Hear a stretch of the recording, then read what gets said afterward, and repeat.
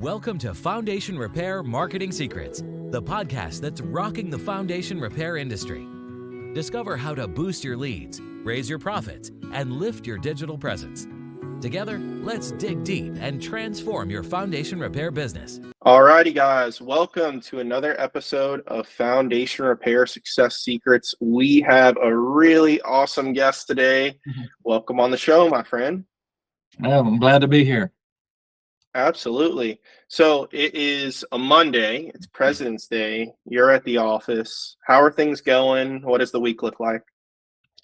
Man, we've got a busy week ahead of us. And you mentioned it's President's Day. I went to take deposits to the bank early. Didn't even realize it was a holiday. That's when you know you're working hard. Yeah. That's nice too. When it's deposits rather than like withdrawals and paying the bills and stuff, it's nice every once in a while to get paid rather than to have to pay. I guess nobody's working today except foundation companies and podcasts. That is hilarious. Yeah, I had a team member today and he goes, "Hey, it's President's Day." And I go, "Yeah, like the rest of the team is working too." I'm working. I'm the owner of the company. I run the podcast. I do all this stuff. My other team members are working and I hear you, but no, like we're working today. That's right. Hilarious. So what does a normal week look like for you guys? How many jobs are normally going on? I know seasonality and, obviously water saturation vary, but what does kind of a normal week look like? Oh, it just depends. We've usually probably got about 10 to 18 jobs going on every week. Okay. Depending on how big they are and what have you. Sometimes it could be a little bit less than that, but it stays pretty busy. Okay. And the seasonality in things, is there certain months that are easier than others, harder than others? We start our busy season about August, about the time school comes back into session and everybody's at home and figures out their house is having problems. It gets real hard and heavy all the way up until about the end of January, then slows down for a couple of months. Other than this year has been a little bit different. It hadn't really slowed down for us this year. Wow, amazing. I feel like I got to be careful with the C word because we'll put this on YouTube, but the pandemic times. Yeah. How did that go for you guys? What were some of the lessons? I can make assumptions. I mean, with our clients who are in the space, it worked typically pretty well for them. How did that go for you guys? What were any lessons from that time? Well, we during that C word time, of course, and everything. We were actually here in Texas, what they consider essential workers, and were allowed to work. Although the gentleman that owns Longhorn was unwilling to put either our employees or homeowners at risk, and we shut down during that time until everybody was allowed to go back to work. Wow. Okay. So I know that it depends on the state and the country and all that. How long was that? Months or was that? Yeah, we were shut down about 3 months. Okay. Wow. Yeah. Wow. I know like a lot of our clients, they ended up doing, masks and distancing and all that. And to be quite honest, like I live in Florida now. I lived in Georgia, started this business in 2019, but some of our people could care less. I mean, especially the guys who are boots on the ground doing the work. They're like, if it's my time to go, it's my time to go. And I'm like, yeah, I hear that, but definitely tricky times. That's how our guys were. And then once we went back to work and everybody was supposed to be wearing masks and stuff, I mean, they'd be, we have trucks full of guys headed to job sites and we couldn't get them to keep their masks on. They weren't worried about it. Right. And I guess, obviously we don't want to like make too much light of it, but I think for the most part, things worked out and now we're back to normal and it's amazing. Okay. So you guys closed for a few months there. How was business? Cause it was kind of like almost 2 years and obviously some time on the front, some time on the back. How did business go during that time besides the closure period? Was it up? Was it kind of tricky? How did that go? Well, business was pretty good until it closed down. And then once we closed down and got back to work, it was kind of slow for about that first few months. But I mean, the last couple of years has been going. I mean, like I say, we haven't even been experiencing our normal slowdown times at the end of the year like we usually do. Got it. Okay. And I think it's pretty smart too. Some of my most successful clients we see with the financing, like right on your homepage, you guys advertise green sky.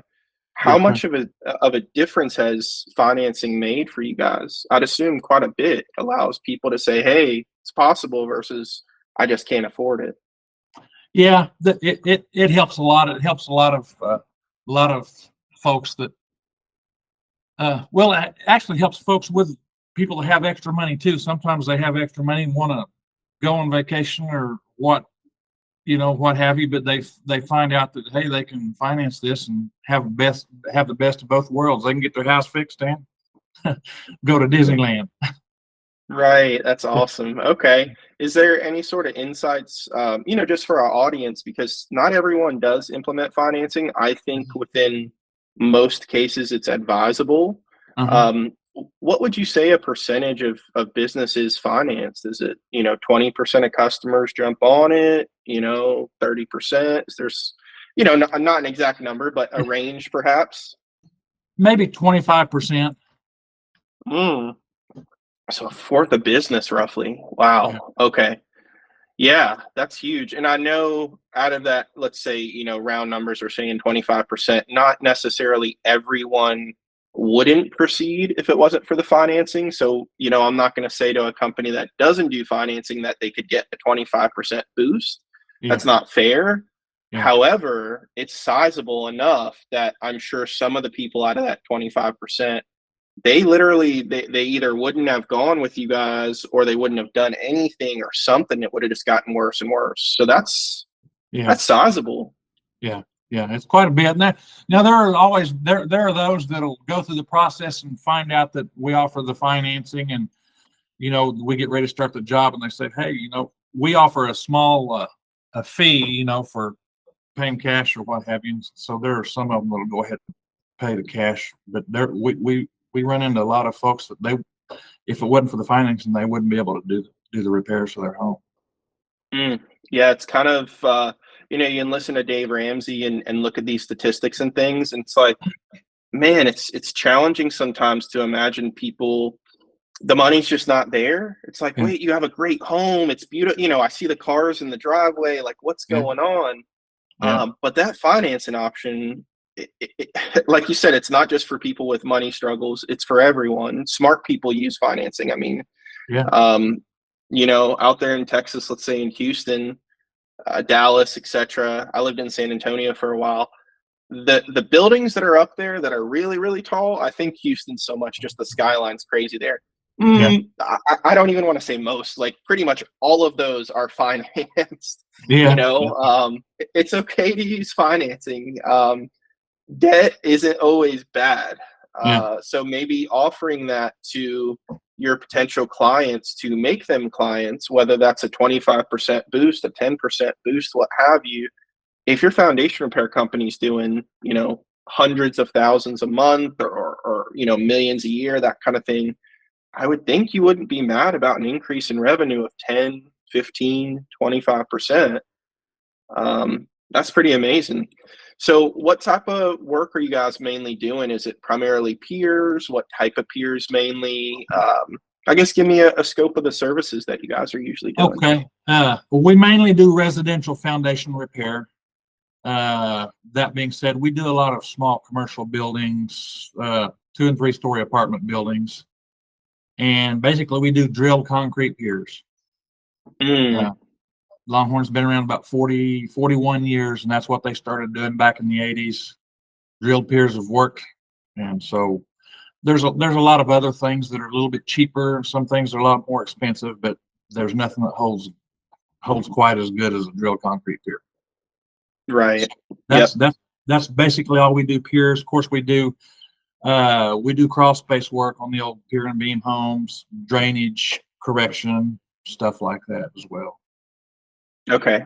Got it. Is there any sort of I hate to ask you all these numbers, but I'm sure you have rough estimates, like um, crawl space work percentage relative to pier work versus a hybrid of both when you guys are doing jobs? Is there any sort Uh-huh. of breakdowns?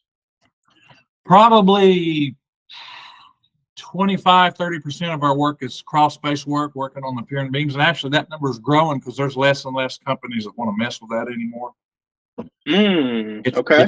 It's not real fun. I know I don't like when I have to crawl under a 120-year-old house and crawl through spiders and bugs and stuff to do, to do an estimate on one. So,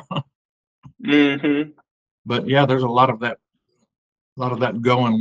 Our pier and beam work is definitely growing. Got it. Interesting. Yeah, it's kind of cool that you guys you offer that, while I guess other people they're getting in the business and they're saying, hey, we just want to do piers. We don't want to go underneath. Or the ones who used to do crawl space are now kind of saying, hey, we're not doing that anymore. So you guys are seeing that sticking with it is a smart business decision. That makes sense. Yeah. That's crazy. I spent a lot of time with clients in the field. So like I've been in the trenches, which is really interesting sometimes. Not everyone is the best with their safety compliance. There's been some interesting contraptions I've seen go on. And I've also been in those crawl spaces, and I forget the way they've said it before. Like, sometimes it's a kneel space, sometimes a military crawl space, just depending on the heights. Yeah. And I've seen some snake skins under there. Yeah. Oh man. There was a time someone got in a fight with a raccoon, like just crazy, crazy stuff. So more power to you guys by sticking with that. Business wise, makes a ton of sense. Yes, sir. Definitely makes a lot of sense. When it gets down to the snake skin crawl, I mean, when it gets really that tight, there's not enough room to work on. We generally have to excavate soil out from under it before we can do any repairs when it's that tight. So. Right. That makes sense. Now, in your market, are you guys seeing that newer homes are needing work, or is it just over a certain age is the typical of work that you're doing? What kind of age range do you guys usually see? Well, mostly the older homes, but we do a lot of repairs on homes that are 10 years old or less. I mean, there's a lot of homes that just their 10-year warranties just went out, and the builder, come out and sent their engineers and said there's nothing wrong with the house, and they've got a corner of their house falling off. Crazy. Yeah, so we do work on some newer homes. In fact, we're working with a family out in Frisco right now. The house is 4 years old, and they haven't even hardly been able to live there yet. It's moved around so much. Wow, that's crazy. And I think maybe you could highlight some of this, being in the space with my team, and my clients out there. It was always sad because I could see it from both sides, but people would talk about insurance and the builder and things like that. Tell me from your experience, but so much of the time, those parties are just hands off, and unfortunately you have to kind of tell that to some people, like, hey, I get that you want to try to lean on those. You could try to, but like, I'm going to tell you many times that's not even going to be worthwhile. We'll be here for you when you're ready. Have you even seen those opportunities work well too often? Most of the time they're coming right back to you and saying, hey, thank you, you were right. Yeah. Seems like those guys won't work with us. They don't. I mean, I do this. I built a house personally 2.5 years ago, and I had to fight with the builder through the whole process, foundation wise, drainage wise. To this day, I'm still fighting with them over some drainage issues. And, they basically, they have their little clauses and stuff in their paperwork that I'm sure probably protects them, but builders, they don't really care about. Well, let me rephrase that. I would say the builders that I'm aware of don't give much consideration to, providing a quality product, or they don't really care because, 10 years or 2 years or however long the warranty are, it's going to be done. They won't have to worry about it anymore. Right. Yeah. They're on to the next one. Yeah. Even people that have builders that will help drainage or foundation wise, I mean, they'll come out and, I seen one builder, the house had dropped and needed to be fixed. Well, they come out and poured cement on their slab to level their slab, and called that fixed. And then a couple of years later, it was needing repair again. If you can imagine that. That's crazy. Yeah. Any Any wild stories you care to share? I mean, I know I've been on projects where I've seen pier after pier after pier after pier, and I know that there's different kind of feet requirements between each pier. For some reason, I think 6 feet, maybe it was Yeah, 8 feet, is kind of in mind. Okay, six what to what eight, are some of the 6 to 8 feet craziest on you've average. seen? What Okay, is it? Yeah. craziest you've seen, like a particular one project. Maybe we'll do a residential versus a commercial so the audience can hear, but at any time that you went on a project that you guys actually did where you were like, my God, it was 60 piers on a commercial and there was a residential, it was 20 piers. It's just crazy. Any jobs come to mind? Oh, I know a residential home. We put 72 piers, Oh, oh 72 my piers on. God. So yeah, we don't even have to do a Oh, commercial building for that. It was just that whole house was a wow. mess. Yeah, Oh, was that a monster property? Just it was. It really was. It was. big. It was about a 5,000 square foot house. I think it was. It was a pretty big home. Okay. But Wow, that's wild. yeah, What did the homeowner, I mean, obviously, they must have had some sort of expectation, but when you guys come to the table and you say, hey, this is how many we think, and of course this is the estimate, to go in correlation to that, was that person shocked? Were they kind of like, yeah, I'm not surprised? they were. It was kind of a bad little deal. I mean, I run into this all the time. Houses are bought and sold. A lot of times, houses sold with either the knowledge that there's foundation repair needed, or at Mm, least they suspect there's foundation repair needed, but so they just sell the house and put the work off on somebody else. So you got somebody new buys a house, and then boom, next thing you know, they're needing $20,000 worth of foundation work. crazy. Yeah, a normal inspector doesn't even notice it. The really, really good ones might bring it Yeah, up, and then maybe a structural engineer comes in or something like that, which is a whole nother world. Some people are big fans of structural engineers. Some people they're like, well, they're not doing the day-to-day work, so I don't know about that. yeah. Huh. We Interesting. we always like to encourage hiring a structural engineer to come out and look at it. Okay. Homeowners, just for the benefit of, especially if a house is being bought or sold, it actually benefits both parties. Now, do you guys, you don't have a structural engineer or team in-house, I don't believe? We do not. We used to years ago, but over the years we've thought about it, and it kind of brings a little bit of conflict of interest. I mean, Yes. if we have an engineer go out and look at your house and say, hey, you need $20 million worth of foundation work. Oh, by the way, we have a Hmm. foundation company that would love to do that work for you. Sometimes that can cost business of folks that may not really both, hey, this guy just want to sell his foundation work, so the engineer is going to say whatever he needs to say. That kind of takes us out of those positions where there's got to be a doubt.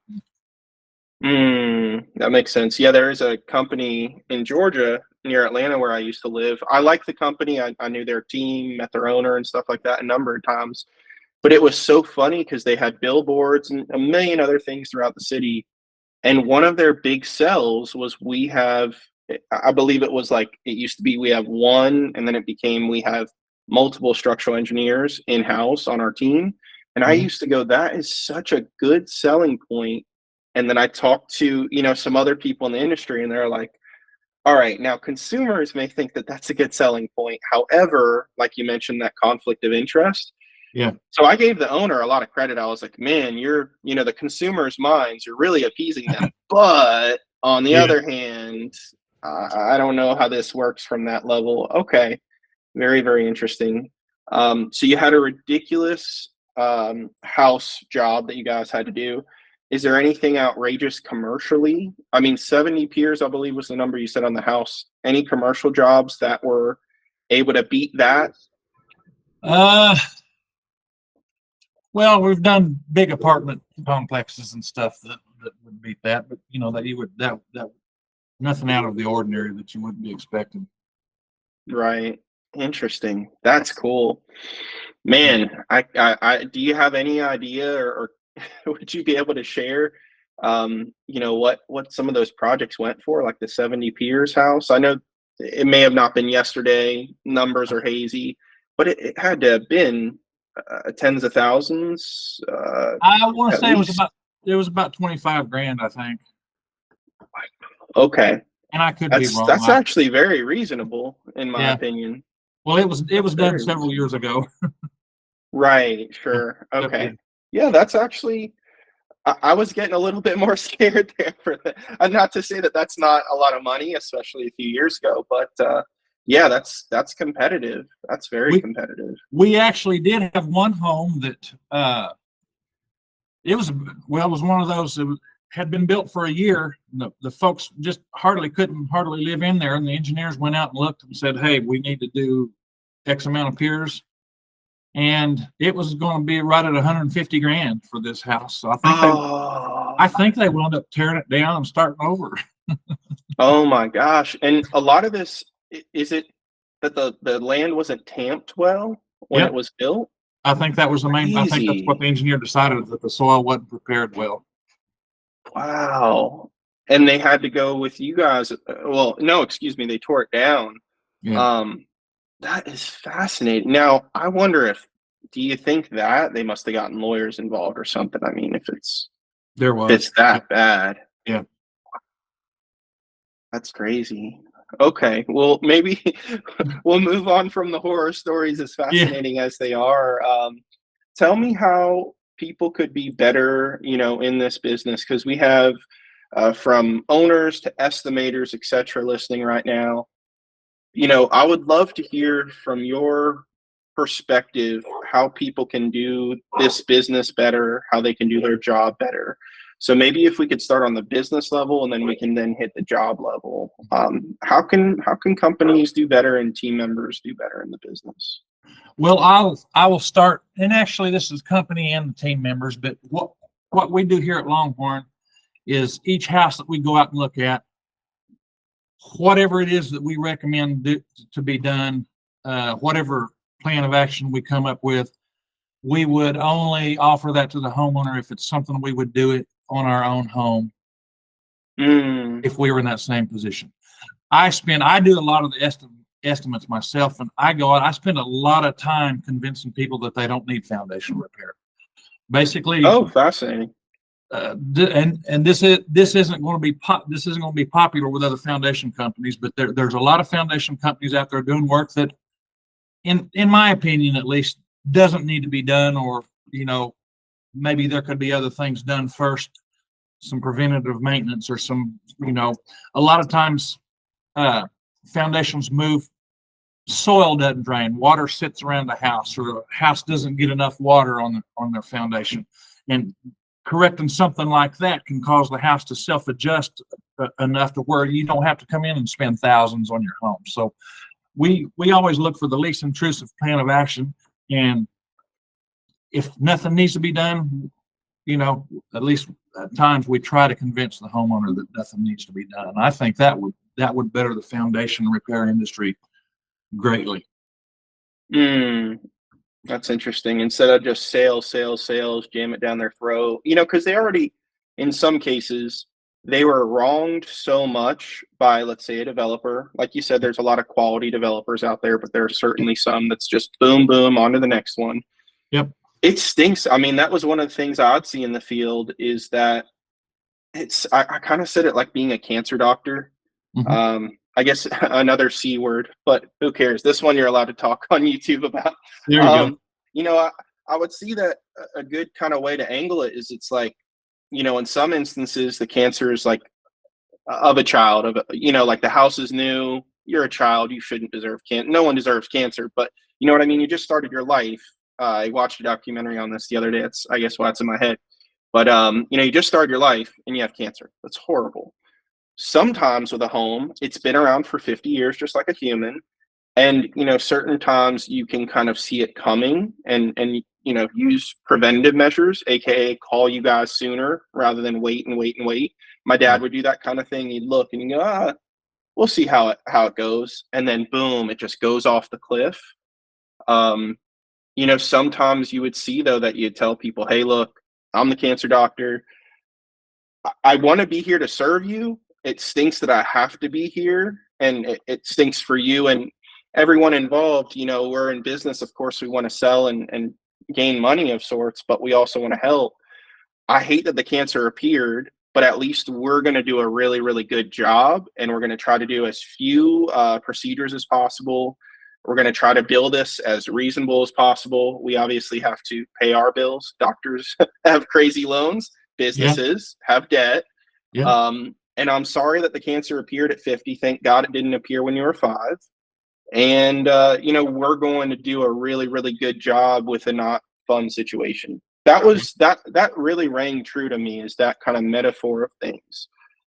It sounds like you guys are very much in that lane. As some people, I don't even know what they'd be. Maybe they're the people, and they're good people too. I've just seen a lot of shows about this. The pharmaceutical reps, like the Yeah. pretty girls who go see the doctors, and they're giving them the pills and saying, you need to prescribe more pills. And the pills can be very beneficial, but also in certain cases, these pills can be really detrimental. There are some companies out there in the space, in foundation, waterproofing, etc., and they are more on that pharmaceutical rep angle. Let's sell, let's hit big numbers. I don't care if they need it or not. Let's give them a solution every time, even though the solution may not be, actually needed. So I give you guys a lot of credit on that. That's really, really good insight. How about, to help with the team and their morale, help with the team and understanding to buy into that mindset? I assume, hiring first and foremost is a really big deal. Sometimes people can kind of sneak through those cracks. How do you guys continue to foster an environment that is from that mindset? Overcome that. Most of our folks aren't paid based off how much we sell. We're paid based off of job. Construction supervisors paid off getting a job done, overseeing all of 3 or 4 crews, however many he's overseeing, making sure those jobs are done on time. And the guys that are out digging the holes and installing the piers, they're based off how many, just what they do, not based off how much we sell the customer. Got it. Yeah. Okay.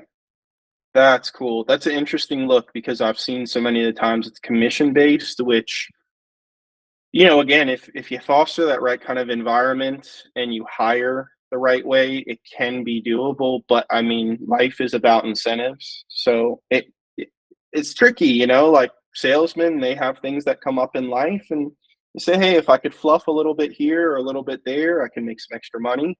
Okay, that's fascinating. Interesting. So you guys are incentivizing them to really just do the right thing every time. That's nice. And it obviously it gives them a base of finances that they can feel confident, and they know what they're signing up for. So it's not like, oh, I'll go work there and maybe I'll make a big bonus or commission, maybe not. Okay, that's fascinating. So they really can be kind of, the person who's going to be consultative and not kind of jam stuff down. Yeah.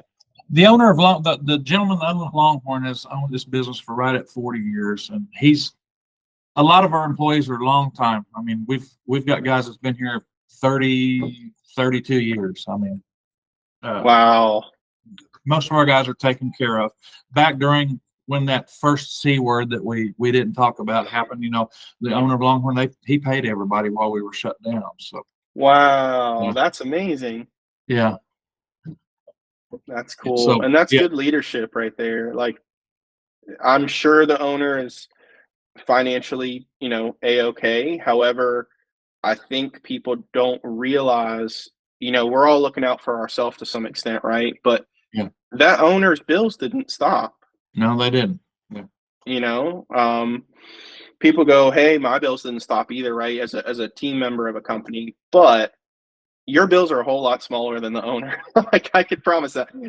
Now earnings coming in, like a lot of people could never imagine the money coming in, but revenue is not profit.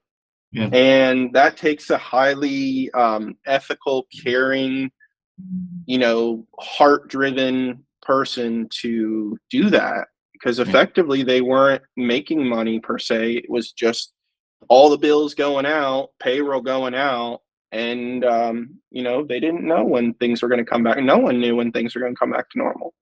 A lot of folks think that even now. I mean, the guys that work for us, I mean, they see all this check after check after check coming in, and they have no idea what the owner has to pay. Mm. There's a big percentage of a lot of people that have worked for not only Longhorn but other foundation companies that, yeah, they'll see all the money coming in and they want to go out and start their own foundation company.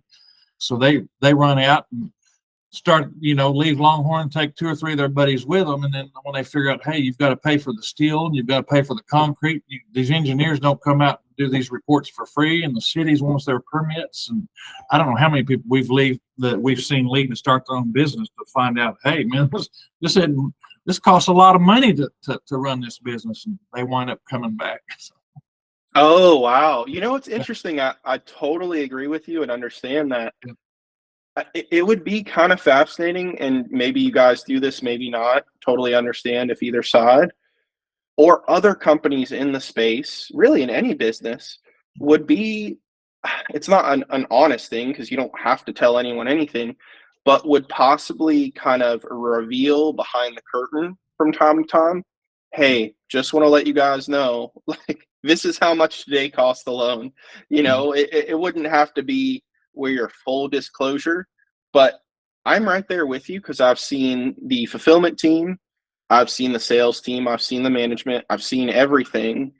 And there's certainly a big appeal. Who would you say more fulfillment people want to leave or sales people want to leave? Or even office, workers who leaves more with that thought? I have a assumption, but Yeah. I rather you tell me. The fulfillment people, the guys out there doing the work. I mean, they're Interesting. They really don't get the whole picture of what it costs to actually do a job. So Okay. All right. So I'm glad I didn't assume here. From yeah, my assumption, it would have been the sales team. yeah, Because the office, depending on their role, they might see more of the in and out of finances and understand that. They might realize, oh man, we have people picking up the phone, people following up, marketing expenses, all this, insurance, taxes. yeah, Um, Interesting. So more fulfillment you've seen will leave. yeah. Okay, that's fascinating. But they don't know, from A to Z, the back office, the taxes. Interesting. Okay. Wow, that's fascinating. Okay, I would imagine then, from what you've seen, sales would be second, and then maybe office team members would be third in terms of who's trying to go replicate. Possibly, yeah, possibly. Interesting. Yeah. Okay. I would have never guessed that. Yeah, just from all the different clients I've been around, I would have certainly assumed a little differently. So that's cool. Okay, so they come back, and I'm sure there's some interesting conversations, and you guys seem like really good people where you're, if someone didn't totally ruin the opportunity to come back, you guys are pretty welcoming.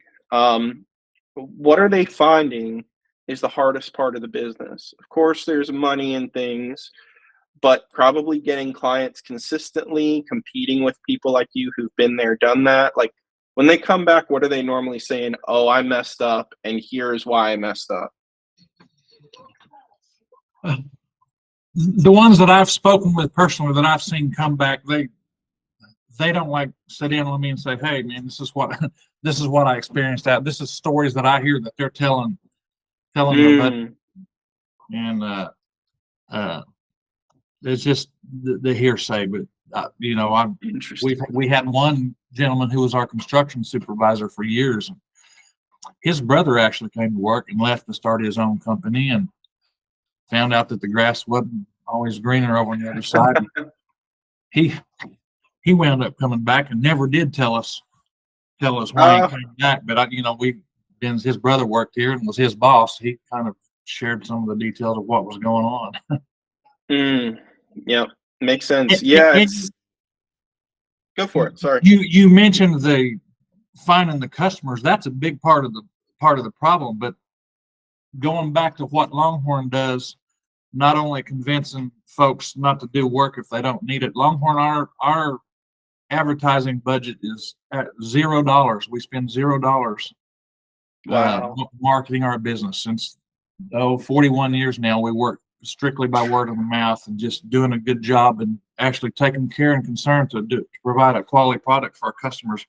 I mean, it provides more work than we can ever get done. That's wild. Okay, congrats on that. That's amazing.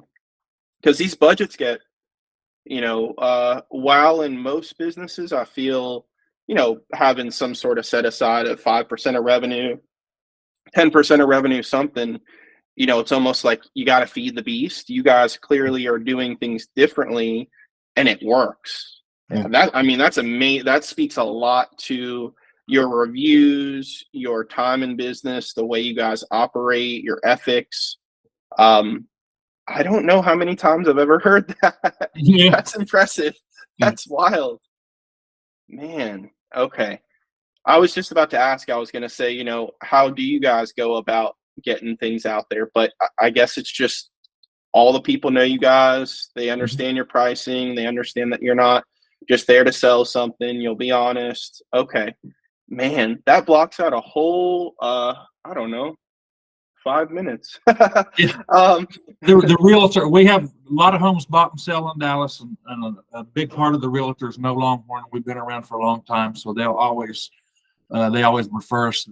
Even the structural engineers all over town. We work for a bunch of different engineers, and we're always usually at the top of their list of referrals.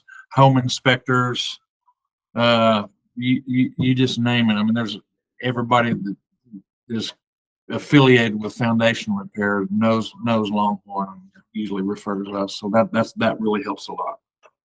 Amazing. Okay, so maybe one good question I can come from that is, the people who maybe fall for the other vendors in the space because maybe they do have more flashing lights or billboards or radio, what have you.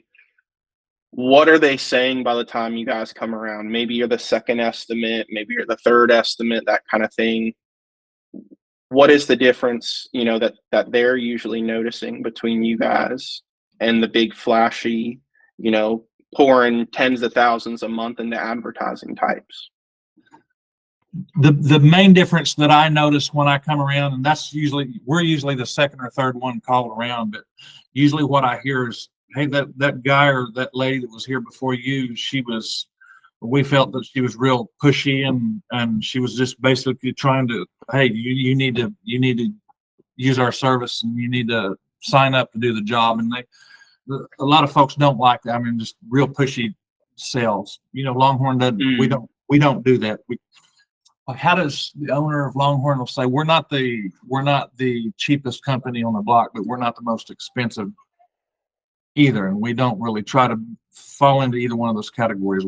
We want to go out, look at your home, do what I was taught to do 30 some years ago when I started. When I first trained, they told me our business isn't to go out and sell piers. Our business is to go out and sell a service to fix people's homes, fix what needs repaired, and the piers and the money's going to come. So I hear that quite often. Hey, I'm glad you come out and looked at my house and told me what needed to be done. I'm glad you told me. We had this other gentleman told me, he basically wanted me to tear down and rebuild my house. Gosh. And so I think that helps that's helped Longhorn. I know it has. Yeah, you guys are consultative, you truly care. And even that interesting part that you had mentioned, like with your sales team, is that it's almost like we're an estimating team. We're like here as the doctor to understand what's going on. Yeah. And as the doctor, you don't necessarily need to prescribe every time. You might just say, hey, you need 3 nights of good sleep. You need a lot of water. And I don't have any pill to hawk or, snake oil to sell. That's interesting. As a lot of, I'm from the marketing world, so I'm okay with budgets and ad spend and all that stuff. But we typically don't align well with the guys who are saying, hey, we want to go burn money. We're going to sell. I've seen some demonstrations of sales teams where it's like, we got the iPad. We'll be there for 4 hours just getting them to sign the dotted line. We can discount. We're going to start at a high price. And I'm like, you guys would try to be in someone's house for 4 hours? And they're asking one of the funniest ones. I get it. But one of the funniest questions was they're onboarding their kind of inbound team. They Yeah. would say, you know, is there going to be a husband and wife president? You know, is the decision maker going to be there? Yeah. I was just Yeah. like, oh, I get it. I do get it. But like, that's kind of tricky. You know, that's interesting. I don't know. They do it for a reason. But yeah, I'd heard some of those stories, the 4 hours, you know, all right, now we discounted it by 20%. Like, how does that make the customer feel? Like, you were going to get me for 20% higher? You know, I guess the inspection's an hour or 30 minutes roughly. You were going to get me for 20% more 3 hours ago. And Yeah. now you just want to go for your dinner date. So you're going to mark it down as much as you can before your boss gets angry. We find that a lot. A lot of times when I'm dealing with a homeowner, we'll get them a proposal, and I'll get a call a day later. Hey, is there any way you can give me a discount on this? And I said, well, we're going to offer you X amount for paying cash or check. Other than that, you know, I gave you my best price. So the people are just shocked. I guess there are a lot of companies that jack up their prices so much so that they can offer discounts during the negotiation process. But Longhorn we hadn't done that yet. Thank the Lord. We hopefully we don't ever have to. But you know, this is what we're going to offer, and we can't. If we lowered the price anymore, we'd be doing it for free. Right. No, that makes sense. I worked at CarMax, you know, many years ago on the weekends. It was kind of fun when I was starting my business. I wanted to stay sharp with my sales skills. I was tired, you know, starting the business as a solopreneur in 2019.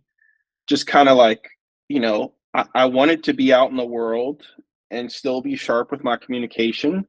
And I worked at CarMax on the weekend, which was a lot of fun. I love cars. That was also a big reason.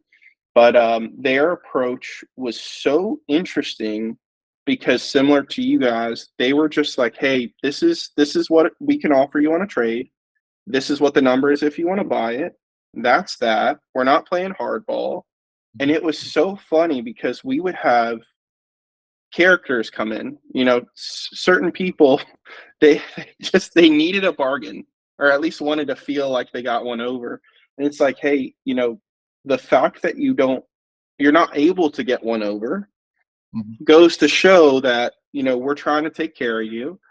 Like you said earlier, is CarMax as an example the cheapest? No, not always. Are they the most expensive? Certainly not. But the value, similar to your business, the value is there where it's price and quality kind of meet at an intersection. And I mean, I worked there for maybe 2 years. There's times where people, let's say on a trade, they wouldn't really give us flack on buying, but on a trade, they'd be like, oh my God, like you're insulting me, whatever. I'm like, hey, you know, the offer stands. I'll be here all day, but it stands for a week. And I would understand where they're coming from. I would look at it and go, that car is beautiful. You bought it 2 years ago and you bought it for 40 grand. We're offering you 20, but that's a Mercedes. And, you know, you put 50,000 miles on it in 2 years. But what was so funny is we would have people come back and they would say, hey, you know, I went up and down the street and you guys were the most reasonable in terms of that value again. You know, these other ones wanted to give me 21 after I showed them the piece of paper, but they were requiring that I bought a new car, and we don't need to buy a new car. We just wanted to sell this thing. So all that to say is you guys are aligning with, I think, like the best guiding principles.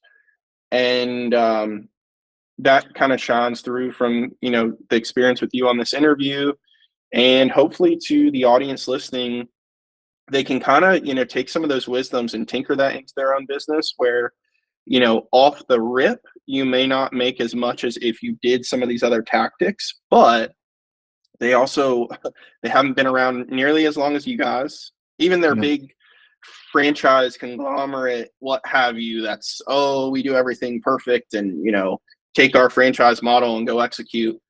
Even those things haven't been around in certain cases as long as you guys have. So that's awesome. Well, we have definitely had a great, fun podcast. I don't know about you, but the time's flown by for me. Do you have any other, little wisdoms that you want to share? And then by all means, please tell our audience how to reach you guys and how to get in touch with y'all. No, I guess just the, I think I mentioned that a while ago, but each and every job we do, starting from when we go out and do an estimate till we do the job, we treat each and every homeowner like we were working on our own home. Mm, I think that's the secret. So, right. honesty is the best policy. You know, it's not much. It's pretty simple. Our motto and our everything is pretty simple. You know, we're gonna do you right. Not much more that I can add to it. Other than that, as far as getting a Yeah. hold of us, I don't know. Do I need to give them a phone number, or am I don't Sure. know. Yeah. By all means, feel free. Website, phone number, etc. I know how to get in touch, but our audience may not. Yeah. You can feel free to call our office at 972-276-2480, or you can get a hold of me at 469-831-3640. And we're email sid@longhornfoundationrepair.com. How about that? Awesome. Great. Well, thank you so much. Really appreciate the time. And guys, thank you for listening. This has been an awesome, awesome episode. So we will catch you guys on the other side. Thank you guys so much for listening. Thank you. Thanks for joining us today for another revealing episode of Foundation Repair Marketing Secrets.